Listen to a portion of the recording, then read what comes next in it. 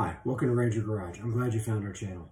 On this channel, you're going to learn a lot about vehicle maintenance. We're going to show the everyday person how to work on classic vehicles, modern day vehicles, things that you can do yourself instead of paying, hundreds and thousands of dollars, hundreds and or thousands of dollars to mechanics and other shops.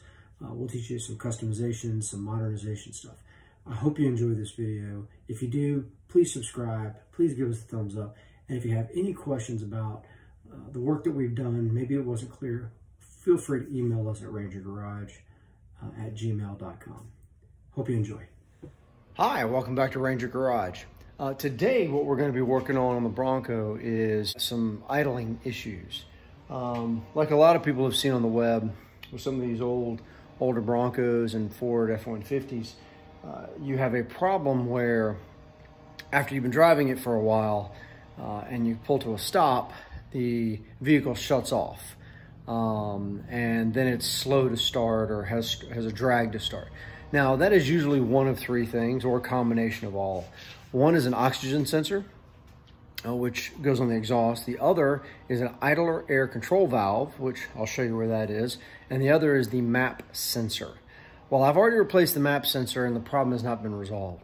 Well, fortunately, with our good friends at rockauto.com, I've ordered the idler air control valve and the oxygen sensor, and I just got one of them in today. Unfortunately, I do not know which one it is. So I'm going to open this up and we'll see which one we have. So let's see which one this is.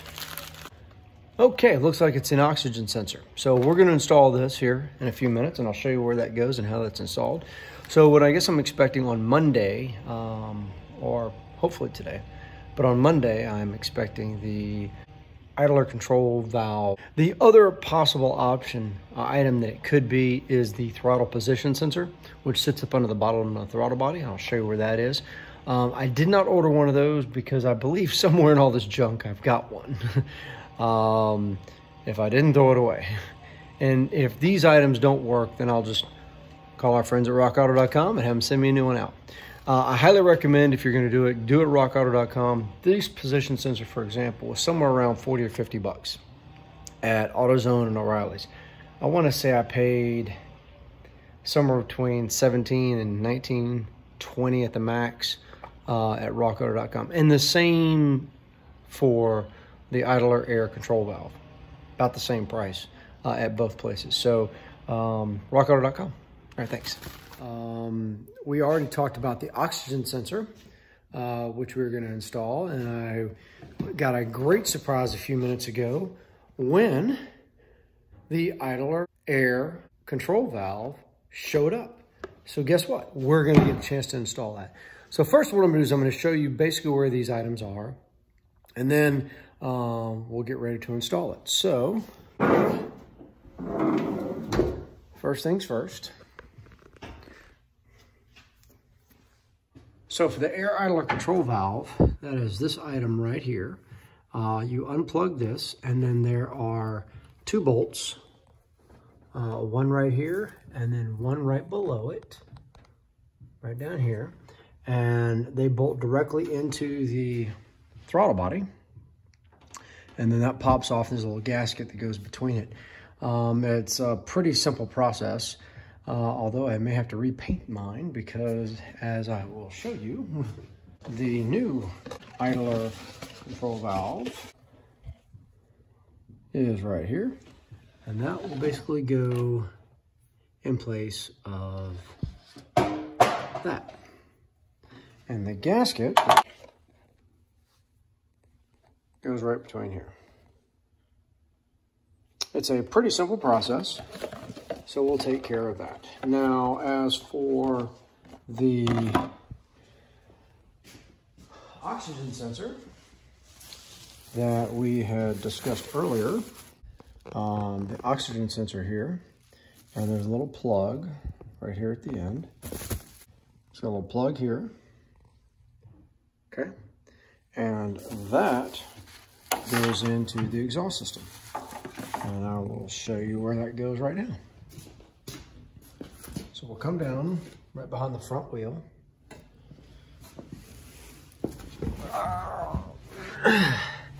We're crawling up under.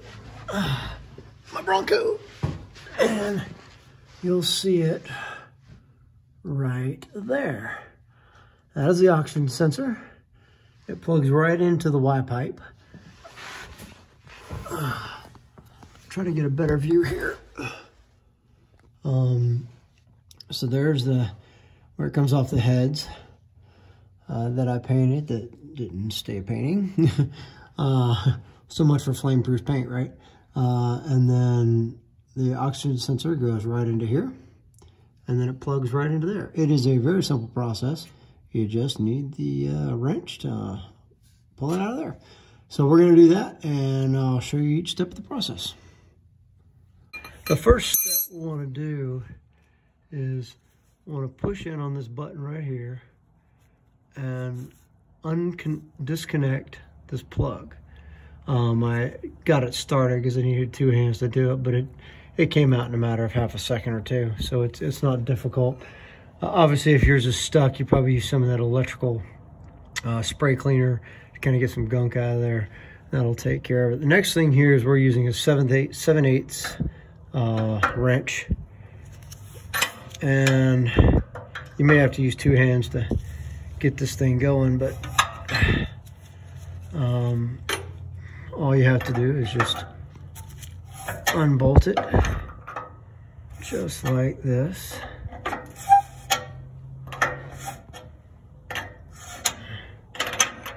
All right, I think it's loose.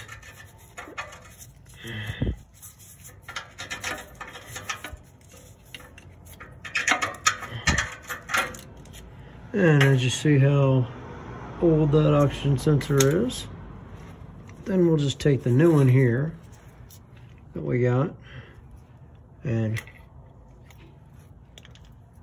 see, that's what it's supposed to look like, nice and clean. And we will insert the new oxygen sensor in.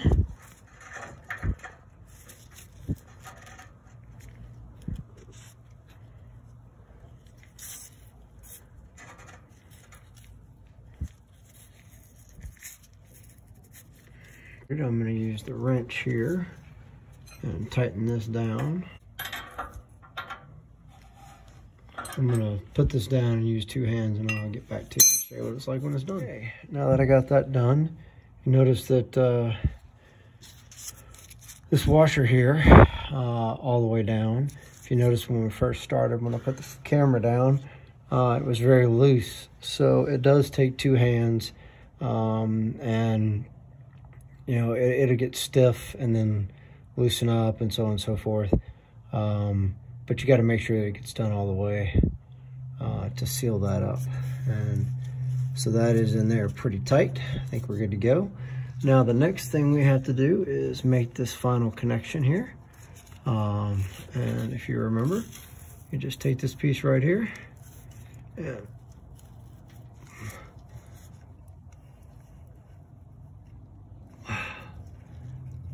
lock it in, and that's it. And then we'll just probably zip tie some of this to get this wire out of the way. So that's what I did. I simply just zip tied it right here. This keeps it from touching the manifold or the exhaust or the oil pan, to kind of keep any kind of heat away from this thing, helping it to handle. Now on to the idle air control valve. I have removed this top nut using a 5/16 socket.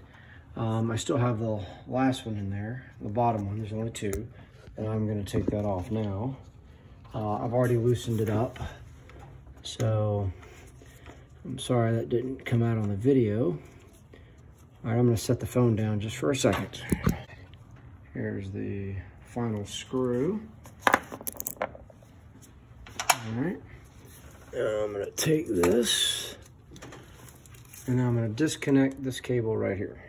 Put a screwdriver right here and just pry it open. And it's off. And there it is. So this is what I'm replacing. I do not see, oh wait, there it is. They did, they had a gasket. I was afraid they didn't. So I'm gonna, yep, same one. I'm going to put the new gasket and the new idler control valve right back on. And it goes right in there. All right. So I have started the bolts with the gasket there, and I am going to manually tighten these down just with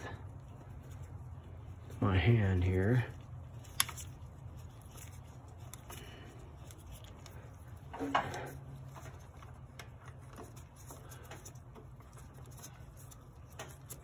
Just to get them started, to make sure we don't lose anything. The bottom one seems to be going in a lot easier than the one on the top. That's okay. Right now I'm going to use the wrench, so give me one. Here's the top one. All right, I'll check it. Get back to you. Okay, I've checked those. They are tight. The gasket appears to be sealed all around, and I am now reconnecting the cable. Okay, now let's see if the work we did solved our problem. Okay, I'm now in the car, and I am turning on auxiliary. Okay, I would definitely say that is a fix. It has been always struggling to start right away.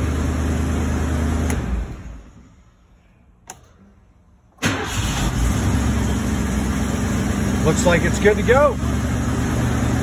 Problem solved. So what we've done today is we have replaced the idler air control valve as well as the oxygen sensor. And this was due to a common problem on Ford, especially the older ones, where it was losing idle.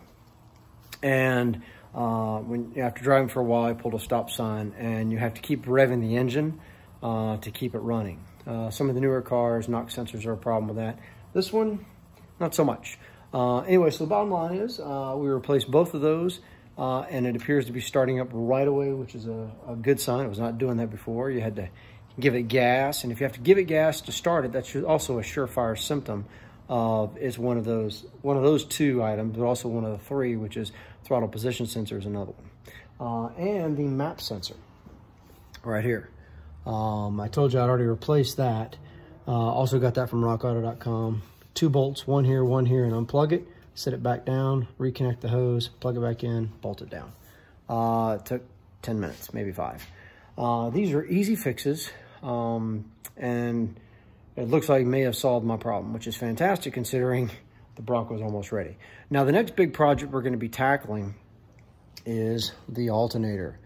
Another big problem that Broncos have, especially the older vehicles, and not just Broncos, but older classic vehicles, is as we start adding on things like upgraded stereos, USB ports, electric fans like I've added in here. I don't know if you can see it, but electric fans like I've added in here.